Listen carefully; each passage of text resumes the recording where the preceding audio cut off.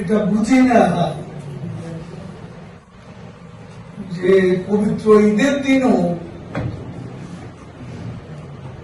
সরকারের বিরুদ্ধে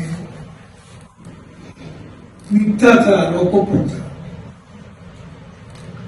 বিএনপি ছাড়েনি কিছু। আমি কিন্তু ঈদ উপলক্ষে শুভেচ্ছা দিয়েছি সব মিলিয়ে। আমি একটা শব্দও কিন্তু কোন বিরোধী দলকে কটাক্ষ করি, একটি শব্দ আমি উচ্চারণ করি। কারণ ঈদের দিনটা অন্তত আমরা এই পবিত্র দিনটা অন্তত সমালোচনার বাইরে থাকি। পারস্পরিক কাদা ছোড়াছুড়ি ঈদের দিন আমরা করি, এটা দেশের জন্য নিশ্চয়ই চাই। আর মিয়ানমারের ব্যাপারে আমি মির্জা ফখরুলকে চ্যালেঞ্জ করছি, সার্বভৌমত্বের প্রতি কোথায় আঘাত। সেন্ট মার্টিনে থেকে জাহাজ তো সরে গেছে, ভেতরে যারা ছিল অনুপ্রবেশ করেছে তাদেরও তারা ফিরিয়ে নিয়েছে। এখন আরাকান যে বাহিনী, আমরা যতটুকু জানি সবাই জানে আরাকান বিদ্রোহীদের একটা গুলি সেন্ট মার্টিনের দিকে এসেছে।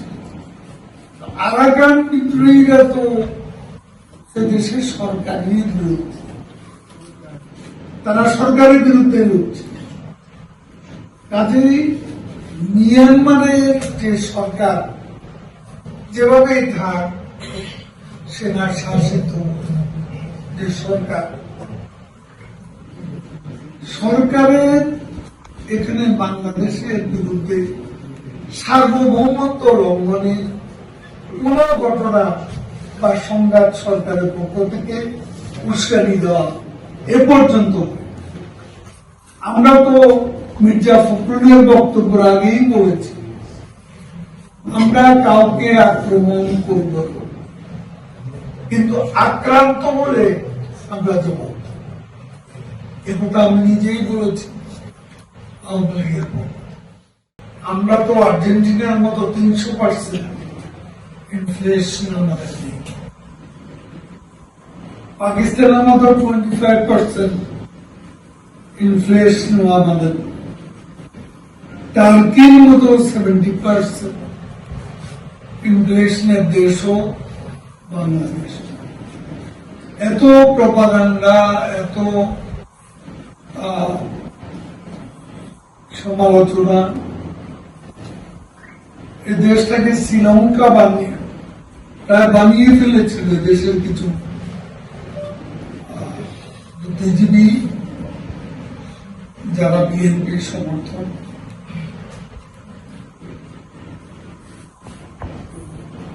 সেখানে আজকে ইনফ্লেশন আছে বাংলাদেশে, অ্যারাউন্ড 10% ইনফ্লেশন আছে। আমরা যেটা সত্য সেটা আমরা চাপা দিয়ে আমাদের কোনো করবে। তবে আমাদের আন্তরিকতা আছে, চেষ্টা আছে। প্রতিকূল এই পরিস্থিতির মোকাবিলার জন্য প্রধানমন্ত্রী বঙ্গবন্ধু কন্যা শেখ হাসিনা অবিরাম প্রয়াস চালিয়ে যাচ্ছেন। অতীতের ভুল ত্রুটিও সংশোধন করার মানসিকতা আমাদের প্রধানমন্ত্রী রয়েছে, আওয়ামী লীগ সরকারের সে মানসিকতা আছে। এটা তো বাস্তবের ছবি। প্রথম গতবার পুরো ঈদুল আজহার কুরবানি হয়েছে 3 লাখ। এবার প্রথম দিনই 1,41,000 ছিল। এবার প্রথম দিনই 3 লাখ বেশি হচ্ছে। তাহলে মানুষ এই মূল্যস্ফীতির মধ্যে কোরবানি করার যে সংখ্যা, এটা তো অনেক বৃদ্ধি পাচ্ছে। এখনো আরো আজকের দিন, আগামীকাল, এই 2 দিনও কোরবানি করার সুযোগ আছে। তারপর আমি আরো বলি, পদ্মা সেতুতে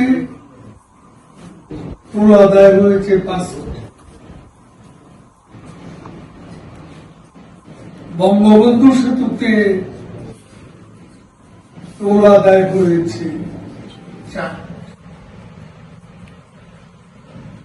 তাহলে সমস্যাটা বিএনপি আর পুরুষের মানুষের সমস্যা, যেটা আমরা স্বীকার করি।